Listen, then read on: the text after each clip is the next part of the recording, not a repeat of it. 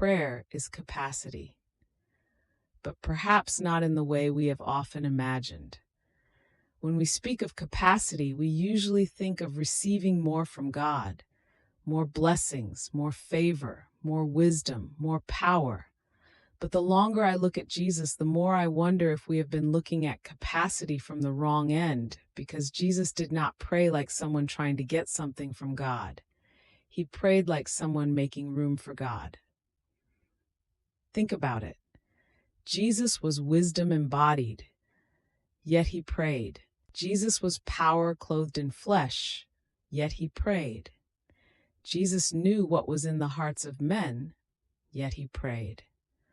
So what was happening in those lonely places, on those mountains, and in those early morning hours? I believe prayer was not increasing his ability to receive from the Father. Prayer was increasing his capacity to carry the Father. Perhaps prayer is not heaven coming closer to us.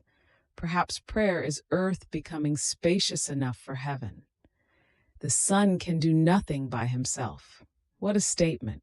The one who calmed storms, opened blind eyes, and raised the dead lived with such dependence on the Father that prayer became the continual expansion of his humanity for divine expression.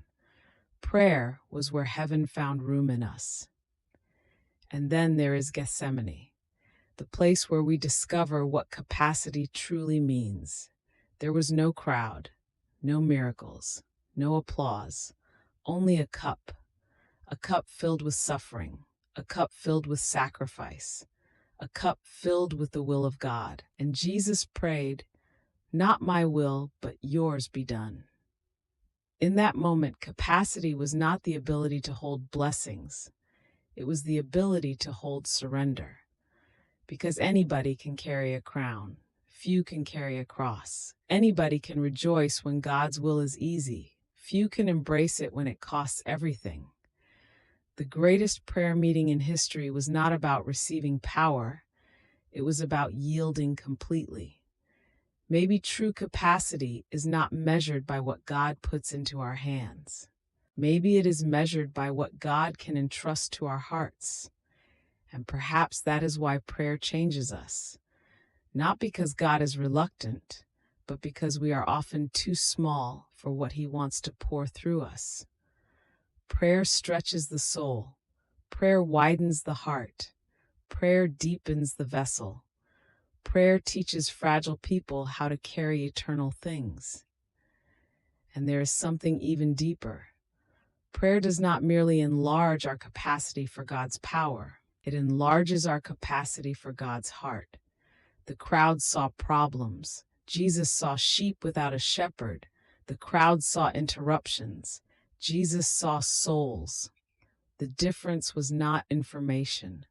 The difference was intimacy. Prayer had taught him to feel what the Father felt. And maybe that is the highest form of capacity, not the ability to do great things for God, but the ability to love as God loves.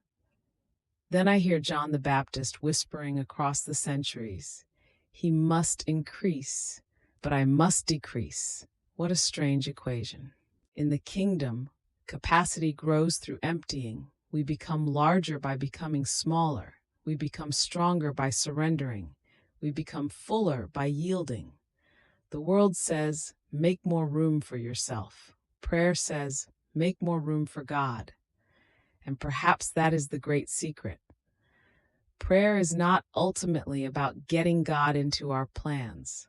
Prayer is about enlarging us until we can carry His. It is the divine work of creating space within a human heart for the weight of His glory, the tenderness of His compassion, the demands of His purpose, and the beauty of His presence. So when I say prayer is capacity, I no longer mean that prayer helps me receive more from God. I mean that prayer makes me able to carry more of Him. And maybe the greatest answer to prayer is not that my circumstances change. Maybe the greatest answer is that I become a vessel large enough for heaven to rest upon. Because prayer enlarges us for the weight of God's purpose. What are your thoughts on prayer? I'd be blessed to hear them, and someone else may be encouraged by them too. Please share your thoughts and don't forget to like and share. Thank you. We will pray, we'll pray, we will pray. For prayer is not an option for the believer, it's our lifeline. If we don't pray, that's a conversation for another day. More grace to us all as we grow in intimacy with God. Blessings. Talk to you soon. Pray, pray, pray.